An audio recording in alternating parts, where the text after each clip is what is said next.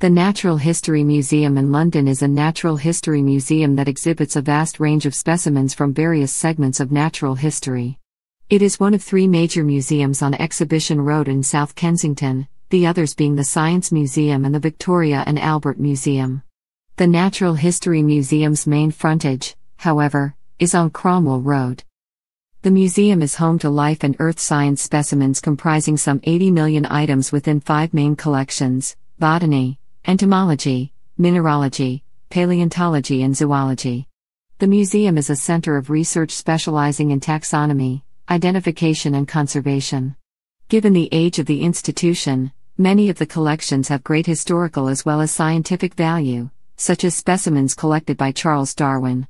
The museum is particularly famous for its exhibition of dinosaur skeletons and ornate architecture, sometimes dubbed a cathedral of nature, both exemplified by the large Diplodocus cast that dominated the vaulted central hall before it was replaced in 2017 with the skeleton of a blue whale hanging from the ceiling.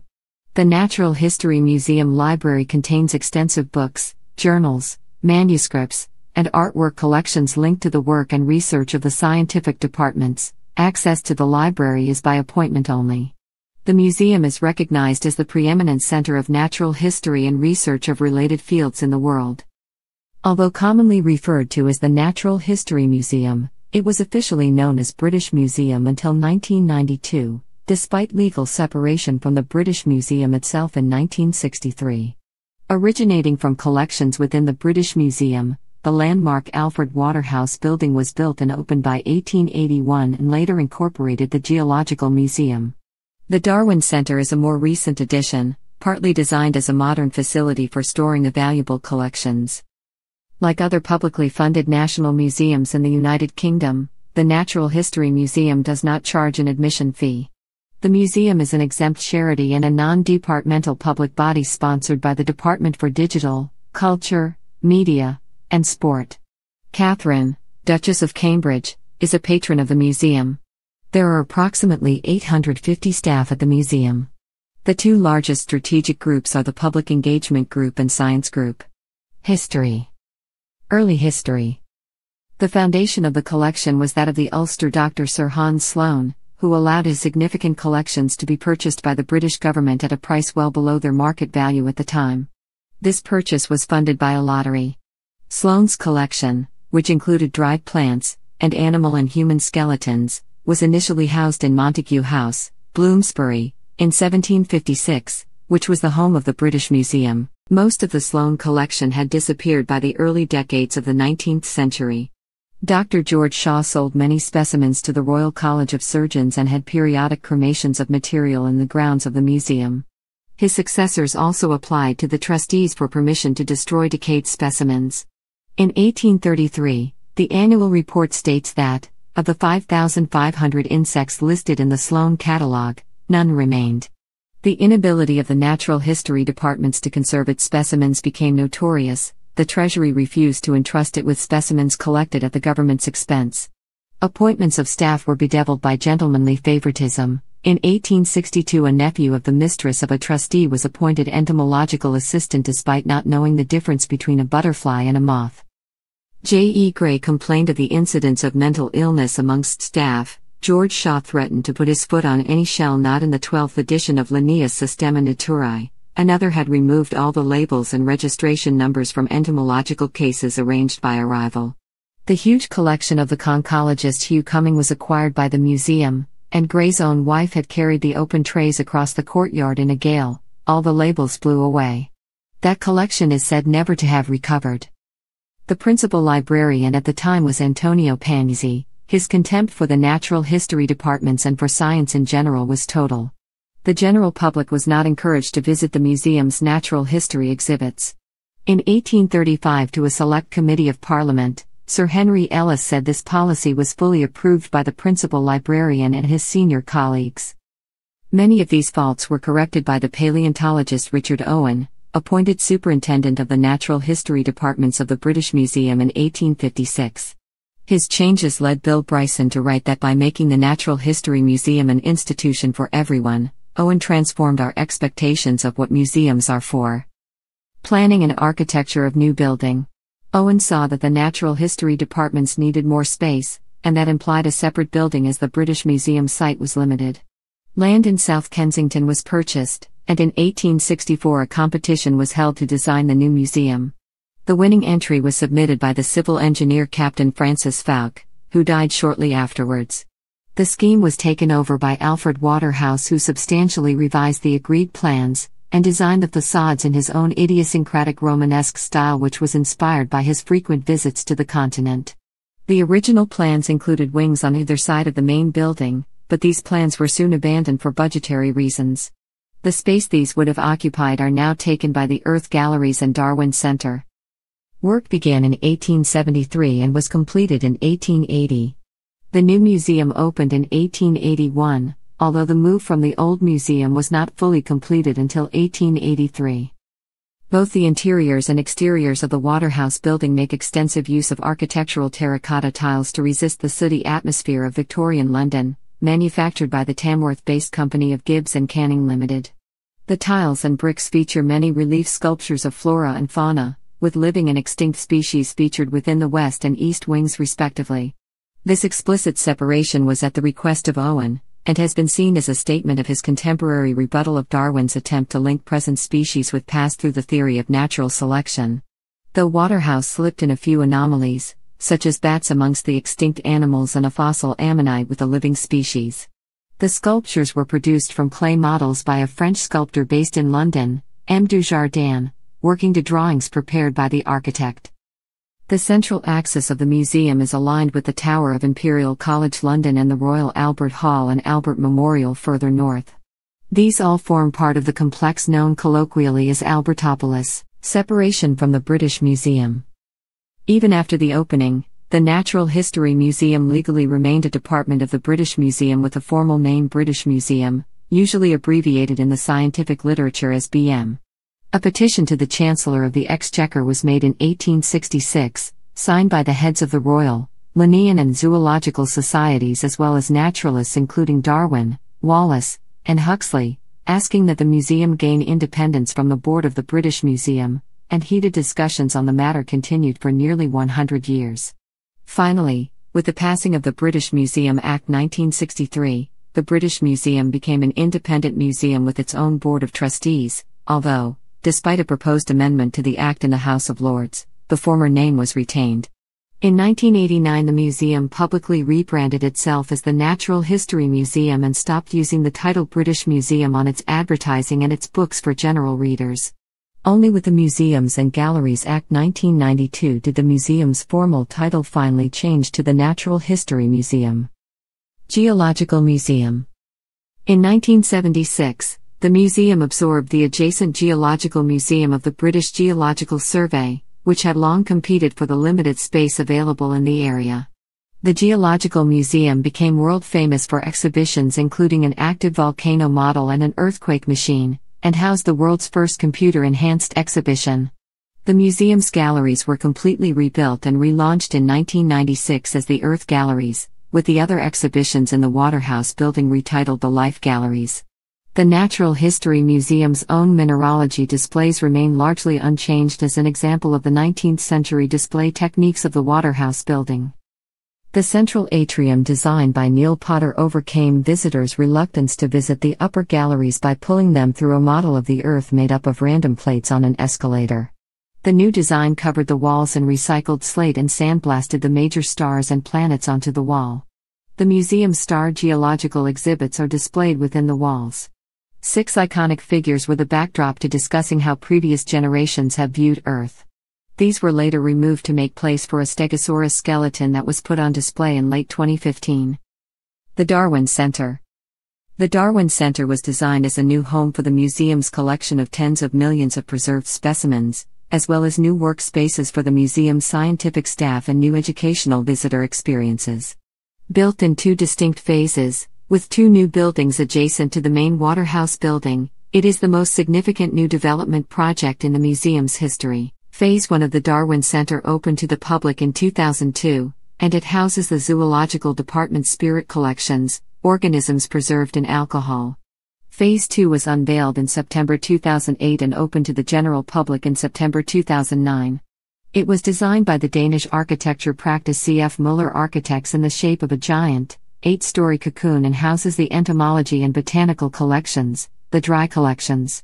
It is possible for members of the public to visit and view non-exhibited items for a fee by booking onto one of the several spirit collection tours offered daily. Arguably the most famous creature in the center is the 8.62-meter-long giant squid, affectionately named Archie. The Attenborough Studio. As part of the museum's remit to communicate science education and conservation work, a new multimedia studio forms an important part of Darwin Centre Phase 2. In collaboration with the BBC's Natural History Unit, the Attenborough Studio, named after the broadcaster Sir David Attenborough, provides a multimedia environment for educational events. The studio holds regular lectures and demonstrations, including free Nature Live talks on Fridays, Saturdays, and Sundays. Nature specimens and exhibits. One of the most famous and certainly most prominent of the exhibits, nicknamed Dippy, is a 105-foot-long replica of a Diplodocus carnegie skeleton which was on display for many years within the Central Hall. The cast was given as a gift by the Scottish-American industrialist Andrew Carnegie, after a discussion with King Edward VII, then a keen trustee of the British Museum. Carnegie paid £2,000 for the casting, copying the original held at the Carnegie Museum of Natural History. The pieces were sent to London in 36 crates, and on May 12, 1905, the exhibit was unveiled to great public and media interest. The real fossil had yet to be mounted, as the Carnegie Museum in Pittsburgh was still being constructed to house it. As word of Dippy spread, Mr. Carnegie paid to have additional copies made for display in most major European capitals and in Central and South America, making Dippy the most viewed dinosaur skeleton in the world. The dinosaur quickly became an iconic representation of the museum, and has featured in many cartoons and other media, including the 1975 Disney comedy One of Our Dinosaurs is Missing. After 112 years on display at the museum, the dinosaur replica was removed in early 2017 to be replaced by the actual skeleton of a young blue whale, a 128-year-old skeleton nicknamed Hope. Dippy went on a tour of various British museums starting in 2018 and concluding in 2020 at Norwich Cathedral. The blue whale skeleton, Hope, that has replaced Dippy, is another prominent display in the museum. The display of the skeleton, some 82 feet long and weighing 4.5 tons, was only made possible in 1934 with the building of the new Whale Hall Gallery. The whale had been in storage for 42 years since its stranding on sandbanks at the mouth of Wexford Harbour, Ireland in March 1891 after being injured by whalers. At this time, it was first displayed in the Mammals Gallery, but now takes pride of place in the museum's Hinsey Hall. Discussion of the idea of a life-sized model also began around 1934, and work was undertaken within the Whale Hall itself. Since taking a cast of such a large animal was deemed prohibitively expensive, scale models were used to meticulously piece the structure together. During construction, workmen left a trapdoor within the whale's stomach, which they would use for surreptitious cigarette breaks. Before the door was closed and sealed forever, some coins and a telephone directory were placed inside, this soon growing to an urban myth that a time capsule was left inside. The work was completed, entirely within the hall and in view of the public, in 1938. At the time it was the largest such model in the world, at 92 feet in length. The construction details were later borrowed by several American museums, who scaled the plans further. The work involved in removing Dippy and replacing it with Hope was documented in a BBC television special, Horizon, Dippy and the Whale, narrated by David Attenborough, which was first broadcast on BBC Two on July 13, 2017, the day before Hope was unveiled for public display. The Darwin Centre is host to Archie, an 8.62-meter-long giant squid taken alive in a fishing net near the Falkland Islands in 2004.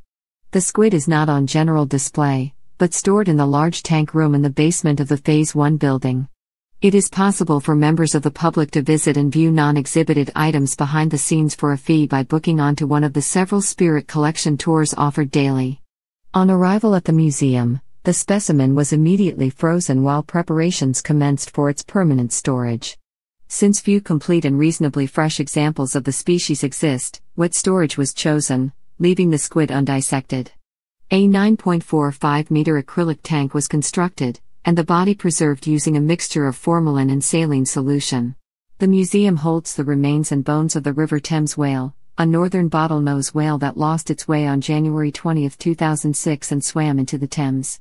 Although primarily used for research purposes, and held at the museum's storage site at Wandsworth. Dinocochlea, one of the longer-standing mysteries of paleontology, has been part of the collection since its discovery in 1921. The museum keeps a wildlife garden on its west lawn, on which a potentially new species of insect resembling a Rhochatus rieseli was discovered in 2007. Galleries. The museum is divided into 4 sets of galleries, or zones, each color-coded to follow a broad theme. Red Zone. This is the zone that can be entered from Exhibition Road, on the east side of the building. It is a gallery themed around the changing history of the Earth. Earth's Treasury shows specimens of rocks, minerals and gemstones behind glass in a dimly lit gallery. Lasting Impressions is a small gallery containing specimens of rocks, plants and minerals, of which most can be touched. Earth Hall. Human Evolution. Earth's Treasury. Lasting Impressions. Restless Surface. From the Beginning. Volcanoes and Earthquakes. The Waterhouse Gallery. Green Zone. This zone is accessed from the Cromwell Road entrance via the Hinsey Hall and follows the theme of the evolution of the planet. Birds. Creepy crawlies. Fossil marine reptiles. Hinsey Hall. Minerals. The Vault. Fossils from Britain. Anning Rooms. Investigate. East Pavilion. Blue Zone. To the left of the Hinsey Hall, this zone explores the diversity of life on the planet. Dinosaurs. Fish, amphibians, and reptiles. Human biology. Images of nature. The Jerwood Gallery. Marine invertebrates. Mammals. Mammals Hall. Treasures in the Cadogan Gallery. Orange Zone. Enables the public to see science at work and also provides spaces for relaxation and contemplation. Accessible from Queen's Gate. Wildlife Garden. Darwin Center. Zoology Spirit Building. Highlights of the collection. Otumba iron meteorite weighing 635 kilograms, found in 1783 in Campo del Cielo, Argentina. Latrobe Nugget, one of the largest known clusters of cubic gold crystals. Apollo 16 moon rock sample collected in 1972. Ostro Stone, flawless blue topaz gemstone weighing 9,381 carats, about 2 kilograms, the largest of its kind in the world. Aurora Pyramid of Hope, a collection of 296 natural diamonds in a wide variety of colors. First iguanodon teeth ever discovered.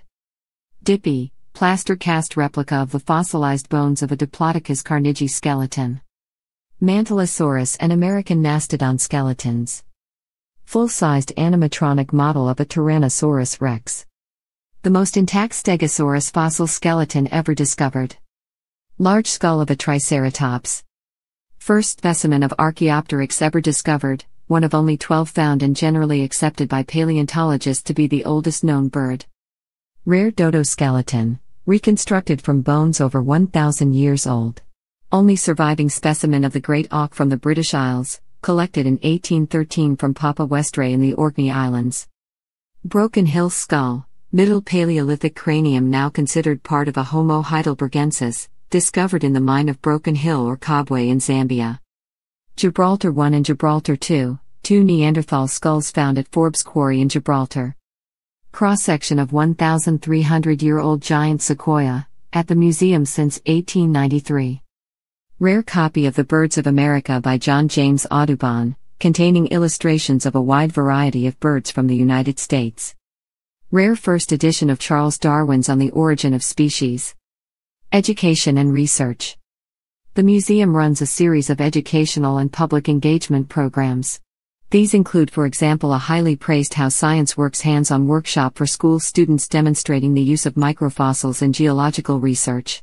The museum also played a major role in securing designation of the Jurassic Coast of Devon and Dorset as a UNESCO World Heritage Site and has subsequently been a lead partner in the Lyme Regis Fossil Festivals.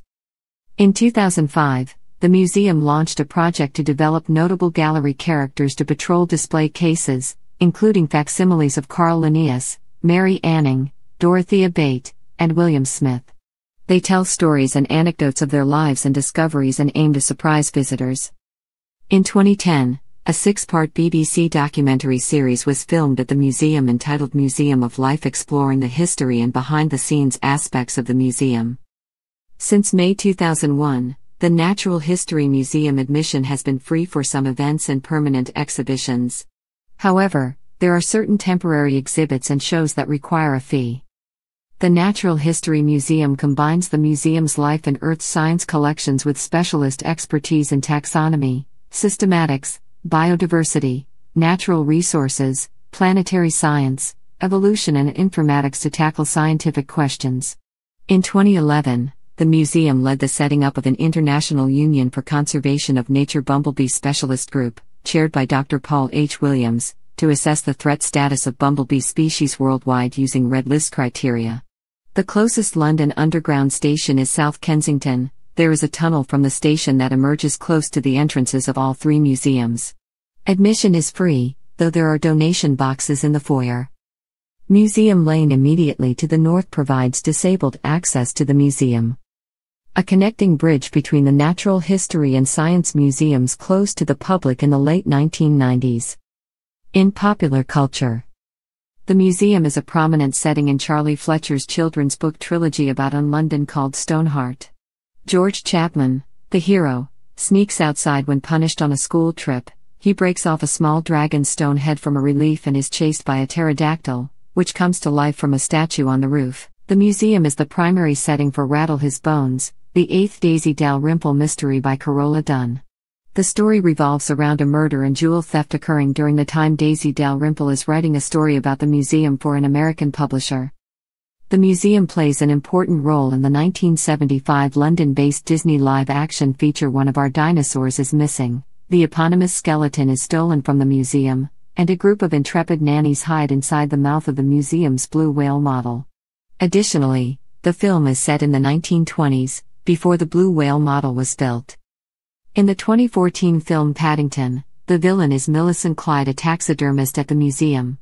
She kidnaps Paddington, intending to kill and stuff him, but is thwarted by the Brown family after scenes involving chases inside and on the roof of the building. In the first episode of the 3rd season of the TV series Penny Dreadful, the main character, Vanessa Ives, visits the museum after her psychotherapist tells her to go somewhere different. There, she meets Dr. Alexander Sweet, who is a zoologist and the director of zoological studies. The museum is frequently seen in the following episodes as Vanessa and Dr. Sweet's relationship flourishes. Andy Day's CBeebies shows, Andy's Dinosaur Adventures and Andy's Prehistoric Adventures are filmed in the Natural History Museum. Natural History Museum at Tring. The NHM also has an outpost in Tring, Hertfordshire, built by local eccentric Lionel Walter Rothschild. The NHM took ownership in 1938. In 2007, the museum announced that the name would be changed to the Natural History Museum at Tring, though the older name, the Walter Rothschild Zoological Museum, is still in widespread use.